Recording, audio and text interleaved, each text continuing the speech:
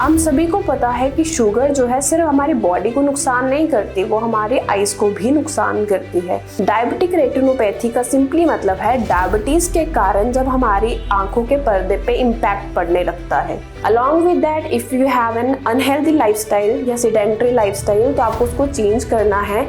हाय everyone, myself doctor Abhilasha Sharma. हम सभी को पता है कि शुगर जो है सिर्फ हमारी बॉडी को नुकसान नहीं करती, वो हमारे आईज को भी नुकसान करती है।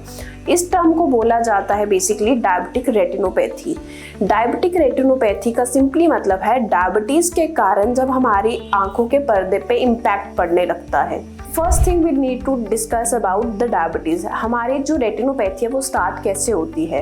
रेटिनोपैथी जब आपका पेशेंट शुगर का क्रॉनिक पेशेंट है या फिर अनकंट्रोल्ड शुगर है, तब कहीं ना कहीं हमें जो है हमारी इन्फ्लामेशन अंदर बढ़ती है, शुगर लेवल अनकंट्रोल होते हैं, तो वो हमारे रेटिना पे इम्पैक्ट डालता है, जिस कारण से हमें डायबिटिक रेटिनोपैथी शुरू होती है। रेटिनोपैथी का सिंपली मतलब है हमारी जो ब्लड वेसल्स है रेटिना पे, उनका वीक हो जाती हैं, जिस कारण से वो लीक करने लगती है। पेशेंट के अंदर अगर देखा जाए तो ये जो स्टेजेस है इतनी जल्दी डायग्नोस नहीं होती है। अनडायग्नोस होने के कारण जो है इसका पता लेट लगता है और इसको डिजीज को ट्रीट करना थोड़ा डिफिकल्ट हो जाता है। सबसे पहला जो स्टेज है दैट इज हम बोलते हैं NPDR, जिसका है नॉन प्रोलिफेटिव डायबिटीज रेटिनोपैथी, जिसके अंदर अर्ली स्टेज है बेसिकली, जिसमें आपकी ब्लड वेसल स्वेल होती हैं या लीक होंगी, बट यह इतनी कॉम्प्लिकेशन क्रिएट नहीं करेगा।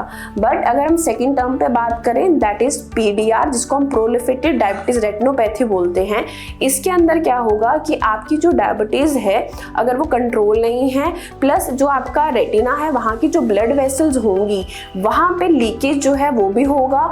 इसके कारण आपका जो न्यू वेस्कुलाइजेशन बोलते हैं, जिसको it is basically new blood vessels formation होने लग जाती हैं, वो आपको रेटिना पे दिखेंगी, जिसका इम्पैक्ट ये होगा कि आपकी रेटिना जो है वो वीक हो सकता है, आपका रेटिना डिटैच हो सकता है और उस पर विट्रस हैमरेज, जो आपका फ्लूइड है वहाँ पे हैमरेज मिलेगा। तो इसके सिम्टम्स रहेंगे क्या? इसके सिम्टम्स सिंपली होंगे that you will see a black spot, क्योंकि अगर हैमरेज है, अंदर खून इकट्ठा है, तो आपको काला धब्बा दिखने को मिल सकता है, डबल विजन देखने को मिल सकता है, ब्लर विजन रहेगा, फ्लोटर्स दिखेंगे एंड समटाइम्स पेशेंट को जो है विजन के अंदर और भी डिस्कम्फर्ट्स आ सकते हैं। अगर हम बात करें प्रिवेंशन एंड मैनेजमेंट की, तो सबसे पहले तो अगर आप डायबिटिक हैं तो you need to control on your diabetes. आपको अपनी डायबिटीज को चेक करना है सबसे पहले। सेकंड, रूटीन चेकअप रखना है वंस इन अ ईयर। आपका पूरे जो ब्लड रूटीन्स हैं वो सारे चेक होने चाहिए। HbA1c क्या जा रहा है, आपका रैंडम शुगर क्या है, पोस्ट पेरिडियल शुगर क्या है, वो सब चीज़ों को आपको कंट्रोल रखना है। Along with that if you have an unhealthy lifestyle या sedentary lifestyle तो आपको उसको चेंज करना है into a healthy lifestyle, जिसके अंदर एक प्रॉपर मील्स, जिसमें आपकी डाइट क्रैश नहीं होनी चाहिए, आपका जो सोर्स है ज़्यादा कार्ब्स नहीं होने चाहिए, एक अच्छी डाइट, हेल्दी डाइट आपको लेनी है। Along with exercise. एक्सरसाइज में हैवी वेट नहीं है, बट येस नॉर्मली वॉक करें या फिर आप अपना कोई भी नॉर्मल वर्कआउट्स ले सकते हैं। अगर आप स्मोक करते हैं that is also not a good, क्योंकि स्मोक से आपकी आइज पे इम्पैक्ट पड़ता है। स्मोकिंग के कारण आपकी आई जो है, विजन जो है वो कमज़ोर होता है।